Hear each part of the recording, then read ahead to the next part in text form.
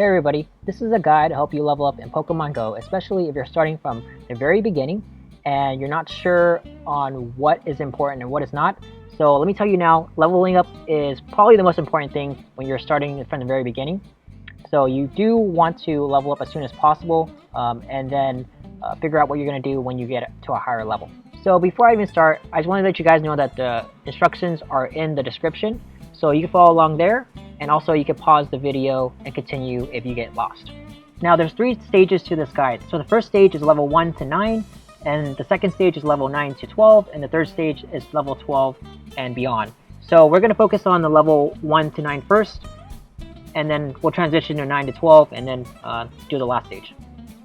Okay, starting at the very beginning when you're selecting your first Pokemon, Professor Oak's going to let you choose 3.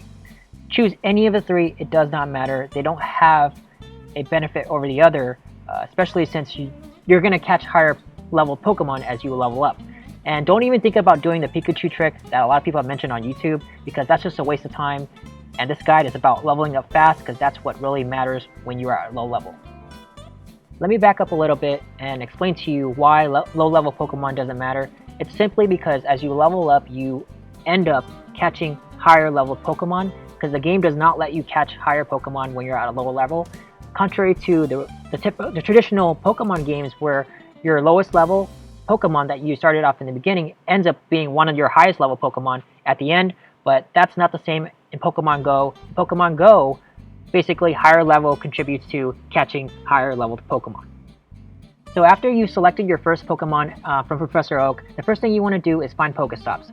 What you want to do is you want to find pokestops that overlap each other. So pokestops that are right next to each other, 2 or 3 that are right next to each other, and especially ones that have what's called the lure module. Basically, it looks like those cherry blossoms or confetti, pink confettis over them. So you want to look for those, and that's where you want to catch Pokemon, because when you're catching Pokemon at this level from 1 to 9, there's nothing else you can do but find those stops.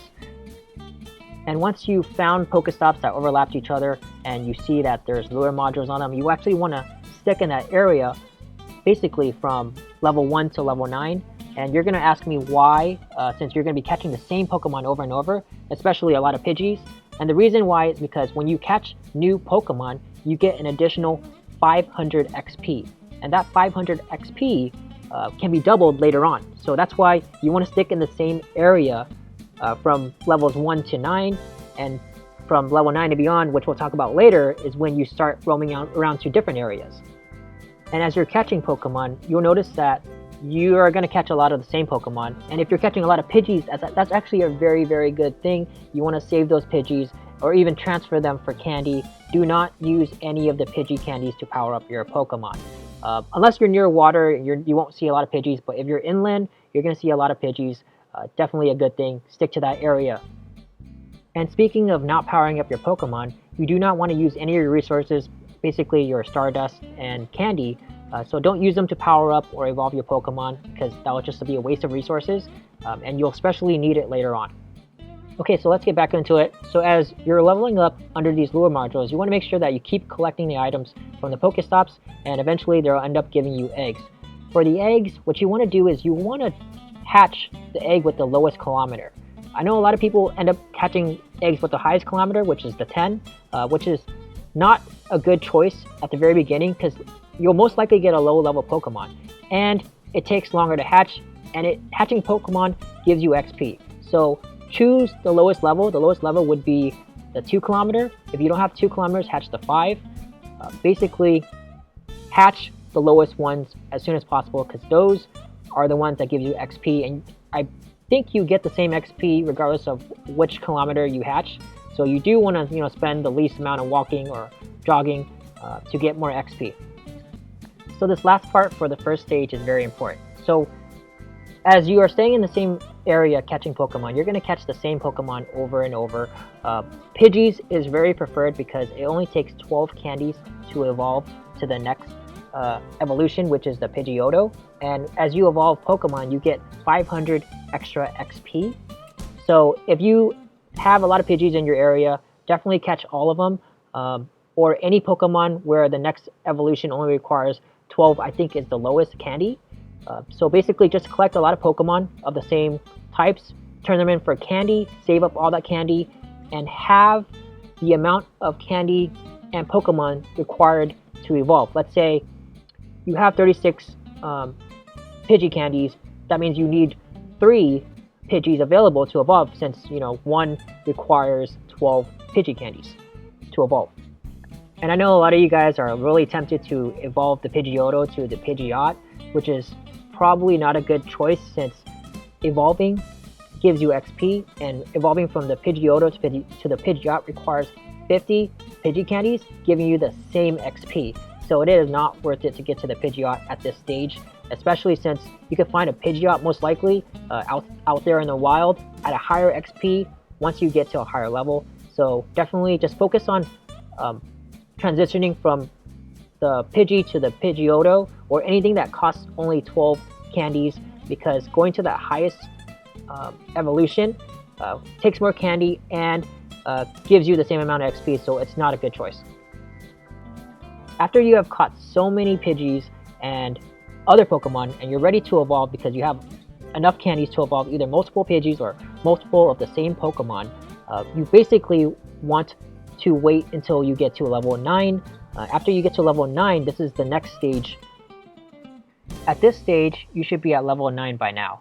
And at level 9, you should get what's called a Lucky Egg. When you activate a Lucky Egg, it grants you the ability to get double XP within 30 minutes of whatever you're doing. So instead of getting 500 XP for evolving a Pokemon, you get 1000. And instead of getting 600 XP for catching new Pokemon, you get 1200. So you see how crucial it is to save all your evolves and to stay at one spot prior to level 9. So when you're ready to use your Lucky Egg, you should go to a brand new area with brand new Pokemon. For example, my video shows that I went to the beach and I was under 2 pokestops with lure modules. Absolutely perfect. I caught a lot of water Pokemon, which is something I didn't have before, because I caught all inland Pokemon, ground types, and all Pidgeys. So each water Pokemon was brand new for me, or most of them were. And instead of getting 600, I got 1200 for each brand new Pokemon. So the jump from level 9 to level 12 should be really easy if you're catching double XP on brand new water Pokemon, or whatever new Pokemon that you're getting, and also you're evolving all your Pokemon, which should take you less than 10 minutes, because I was able to evolve about 6 Pokemon. You maybe evolve more because I kind of screwed up in the beginning.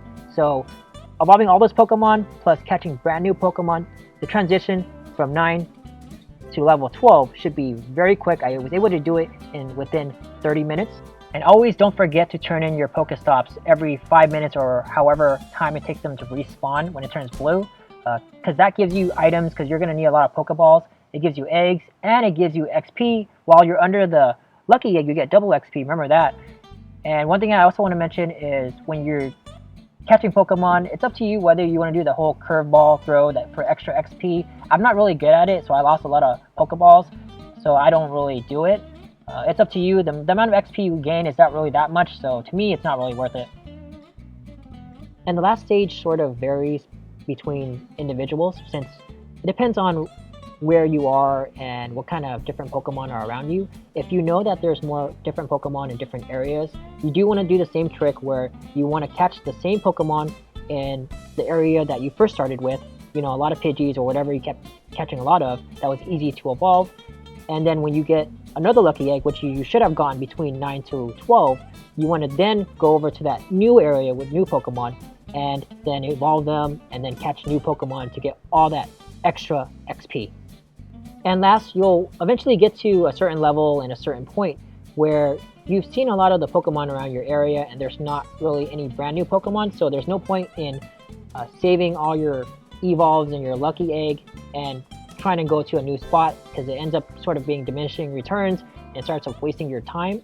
So you might as well just do the regular XP trick that everybody talks about, and that's just basically just saving your Lucky Egg and collecting a bunch of evolves before using your Lucky Egg, because there's nothing much you can do if you don't have any new Pokemon in your area.